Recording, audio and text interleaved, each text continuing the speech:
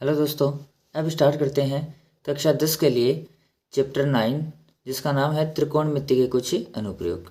ये नई बुक के अनुसार जो नवा चैप्टर है।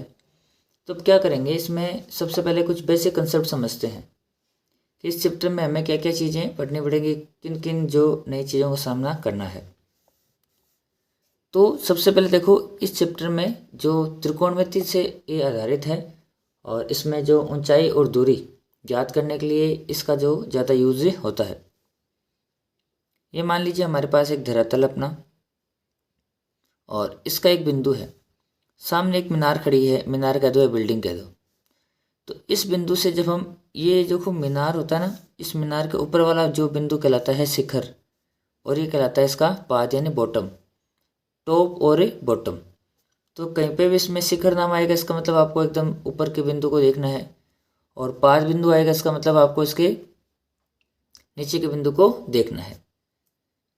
तो ये इस शिखर के पाद से कुछ दूरी पर स्थित एक बिंदु है, और इस बिंदु से अगर हम ऊपर की तरफ देखेंगे, कहाँ पर, ये जो अपना एक क्षैतिज होता है, ये क्या होता है, क्षैतिज। और इस बिंदु से किसकी तरफ देखेंगे, इस भवन के या बिल्डिंग के शिखर पर देखेंगे। तो ये धरातल के साथ और ये जो कोण बनता है इसको हम कहते हैं उन्नयन कोण। और ये जो हम नीचे से इस बिंदु से ऊपर की तरफ दे रखे हैं, ये होगी दृष्टि रेखा। दृष्टि रेखा देखो, हमारे पास ये निश्चित रूप से एक समकोण त्रिभुज बनेगा। तो ये पूरी की पूरी जो प्रश्नावली है 9, वो समकोण त्रिभुज पर आधारित है। अब आपको देखो, ये क्या हो जाएगा, 90 डिग्री के सामने वाली भुजा ये लंब हो जाएगा, और ये हो जाएगा आधार, और ये अपना क्या है, कर्ण। क्योंकि न्यून कोण है ना, ये न्यून कोण के सामने वाली भुजा लंब हो जाएगी, और ये है 90 डिग्री, इसके सामने वाली भुजा क्या हो जाएगी, कर्ण हो जाएगी।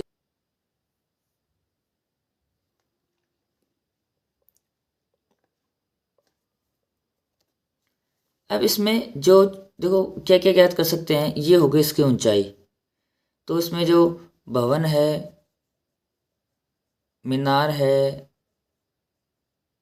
कोई टावर है, संचार मीनार है, इन सब की ऊंचाई ज्ञात करने के लिए ये हमारे त्रिकोणमिति का जो अनुप्रयोग वाला है चैप्टर काम में आता है। या फिर ये जो बिंदु है वह इस मीनार से कितनी दूरी पर है, तो वो ज्ञात करना है। इसका मतलब हमें क्या ज्ञात करना पड़ेगा, आधार ज्ञात करना पड़ेगा। किसी चीज़ की ऊंचाई के लिए लंब ज्ञात करना पड़ेगा, और कितनी दूरी पर स्थित है उसके लिए क्या ज्ञात करना पड़ेगा, हमें ज्ञात करना पड़ेगा आधार। अब कर्ण वाली कंडीशन क्या आती है, देखो। तो कर्ण वाली कंडीशन में मान लो ये यहाँ से कोई लड़का पतंग उड़ा रहा है, और ये पतंग है। हमने माना कि पतंग की जो डोर है उसमें बिल्कुल भी ढीले नहीं है। अब बिल्कुल भी ढील नहीं है, तो ये हो गया इसके डोर की लंबाई, पतंग की डोर की लंबाई। क्योंकि पतंग हमेशा ऐसे नहीं उड़ती है, ऐसे उड़ती है तिरछी। तो ये होगी पतंग की डोर की लंबाई। तो जब कर्ण कब ज्ञात करना पड़ेगा, पतंग की डोर की लंबाई, ये फिसलन पट्टी मान सकते हो, फिसलन पट्टी की लंबाई, और दीवार से लगी हुई सीढ़ी की लंबाई। उस स्थिति में हमें क्या ज्ञात करना है, कर्ण ज्ञात करना है। अब जब नीचे से ऊपर की तरफ देख रहे हैं ना, तब तो कौन सा कोण बनता है, क्षैतिज के साथ में ये कोण बनता है हमारा उन्नयन कोण। अगर एक कंडीशन और लेते हैं, ये मान लो कोई मीनार है, धरातल पर खड़ी है, और यहाँ पे कार जा रही है, और एक लड़का इस मीनार पे या बिल्डिंग पे खड़ा हुआ है, इस कार को देख रहा है नीचे की तरफ। अब वो ऊपर से नीचे की तरफ देख रहा है ना, तो ये होगी इसकी दृष्टि रेखा। मान लो ये AB है, ये मीनार है, और इस मीनार के शिखर पर एक लड़का खड़ा है जो बिंदु C पर एक कार जा रही है या कार खड़ी है उसको देख रहा है। तो ऊपर से नीचे की तरफ देख रहा है, तब कौन सा कोण बनता है, अवनमन कोण बनेगा। ऊपर से नीचे की तरफ देखेंगे ना, तब कौन सा कोण बनेगा, अवनमन कोण। और ये हो गई दृष्टि रेखा। ऐसे क्या है, दृष्टि रेखा यानी देखने वाली रेखा। लेकिन यहाँ तो हम क्षैतिज यानी धरातल हो गया, उसको क्षैतिज मानते थे। अब ऊपर किसके साथ कोण बनाएंगे, तो उसके लिए हमें क्या करना पड़ेगा, एक काल्पनिक रेखा माननी पड़ेगी, यानी एक क्षैतिज मानना पड़ेगा। तो हमने यहाँ पे जो खड़ा आदमी इस कार को देख रहा था, तो ये होगी उसकी दृष्टि रेखा। और ये जो काल्पनिक जो क्षैतिज है जो किसके समांतर होता है, धरातल के समांतर होता है, यानी ये और ये दोनों क्या होंगे, समांतर होंगे। तो ऊपर से नीचे की तरफ देखने वाला ये कोण बनता है अवनमन कोण।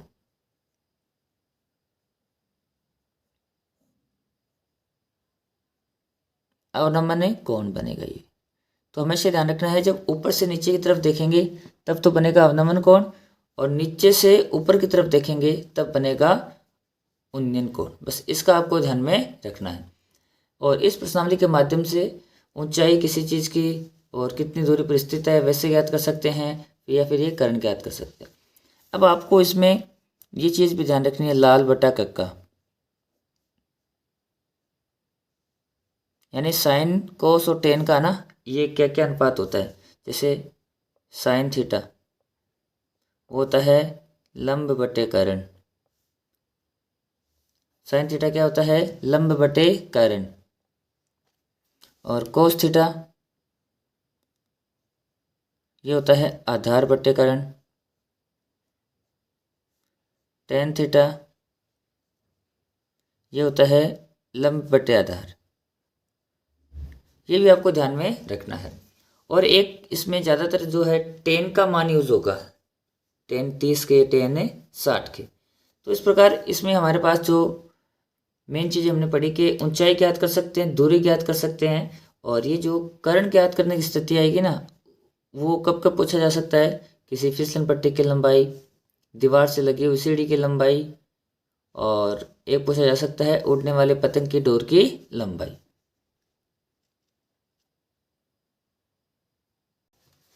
आइए अब स्टार्ट करते हैं प्रश्नावली 9.1 का पहला सवाल।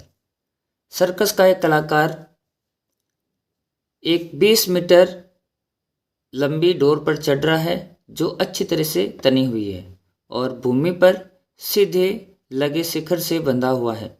यदि भूमि स्तर से डोर के साथ बनाया गया कोण 30 डिग्री का है तो खंभे की ऊंचाई ज्ञात हमें करनी है।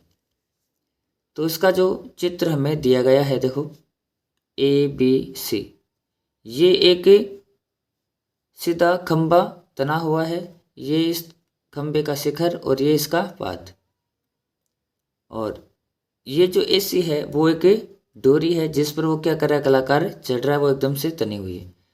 तो ये खंभा है, इसके ऊपर बंधी हुई डोरी जमीन में यहाँ सिर से बंधी हुई है और शिखर पे A से बंधी हुई है। तो डोरी की लंबाई हो गई AC जो हमें 20 मीटर दे रखी है।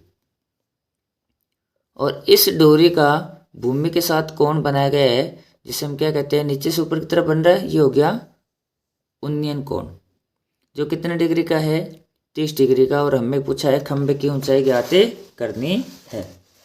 अब तो खंभा कौन सा हो गया, ये है खंभा, तो इसकी ऊंचाई हमें क्या करनी है, ज्ञात करनी है। तो सबसे पहले क्या करेंगे, देखो मान लेते हैं, माना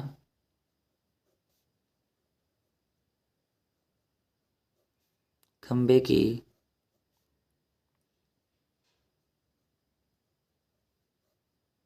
ऊंचाई बराबर h मीटर मान लेते हैं, क्योंकि हमारे पास ये जो डोर की लंबाई भी किस में है, मीटर में, तो हमने मान लिया ये हमारे पास क्या है, h मीटर। अब मैंने आपको बताया था कि हमारे पास त्रिकोणमितीय अनुपात भी हमें याद रखना है। तो त्रिकोणमितीय अनुपात क्या बताया था, लाल बटे कक्का के हिसाब से हम याद रख सकते हैं। इसमें सबसे बढ़िया काम ये करना है कि ये सारे के सारे समकोण त्रिभुज बनेंगे। तो आप ये देखो कि एक भुजा तो हमें दी गई उसका इस्तेमाल करना है, और एक जो ज्ञात करनी है उनका इस्तेमाल करना है, और देखना है कि उनमें त्रिकोणमितीय कौन सा अनुपात बनता है। तो देखो इस कोण के लिए बात करते हैं, 30 डिग्री के लिए ये तो हो जाएगा लंब, और ये क्या है, कर्ण, क्योंकि 90 डिग्री के सामने वाले भुजा क्या हो जाएगी, कर्ण हो जाएगी। तो 30 डिग्री के लिए लंब यानी लंब ज्ञात करना और कर्ण दे रखा है। तो लंब बटे कर्ण क्या होता है, ये होता है अपने पास साइन, क्या होता है, साइन थीटा। तो यह आ जाएगा त्रिभुज ABC में साइन थीटा, क्योंकि ये कौन है, तो इसके लिए ये लंब हुआ और ये क्या है, कर्ण। तो लंब बटे कर्ण क्या होता है, साइन थीटा। तो साइन थीटा होता है लंब बटे कर्ण। अब थीटा का मान कितना डिग्री है, देखो साइन थीटा हो गया लंब बटे कर्ण। अब थीटा का मान है हमारे पास वो दे रखा है हमें 30 डिग्री, क्योंकि 30 डिग्री है उन्नयन कोण, तो ये आ जाएगा साइन 30 डिग्री। लंब है एच, ये लंब हो गया ना, चाहे ए भी लिख सकते हो चाहे एस लिख दो, और कर्ण हो गया 20, तो यह गया 20। अब इसमें क्या करना है, हमें साइन 30 का मान रखना है, और साइन 30 का मान होता है 1/2। साइन 30 का मान होता है 1/2 और h/20। अब हमें मान चाहिए h का, तो ये 20 इधर आ जाएगा, तो h रह जाएगा इधर, और ये आ जाएगा 20 ऊपर चला जाएगा, तो 20/2 यानी 10 मीटर। तो 10 मीटर हमारे पास आ चुकी है खंबे की ऊंचाई। अतः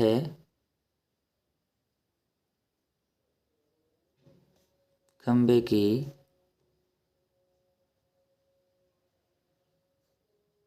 ऊंचाई बराबर हो गई 10 मीटर। ये कोई भी इसमें क्वेश्चन जो है बड़ा क्वेश्चन नहीं है, सारे के सारे एकदम ट्रिक वाले क्वेश्चन हैं। आपको एक तो त्रिकोणमितीय अनुपात याद रखने हैं, और इनके जो ट्रिग्नोमेट्री जो स्पेशल कोणों की जो वैल्यू है 30 की, 45 की, 60 की, वो आपको याद में रखनी है।